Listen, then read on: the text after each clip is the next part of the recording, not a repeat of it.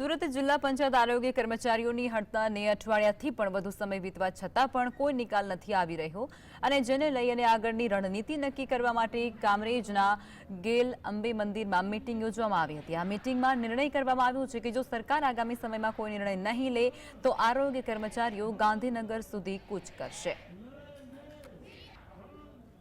गुजरात राज्य आरोग्य कर्मचारी महासंघना आदेश अन्वये सूरत जिल्लाना आरोग्य कर्मचारीओ तारीख 17/3/2025 थी अचोक्कस मुदतनी हड़ताल पर छे। ए हड़ताल आज एक अठवाडिया पर थई चूकी है, छतां सरकारश्री द्वारा कोईपण अमारी बे मांगणीओनो पॉजिटिव निराकरण न आपवानी जग्याए अमने कारणदर्शक नोटिस आपी है, अमारी सेवा तूट गणी है और चार्जशीट आपवानी तैयारी थई रही है।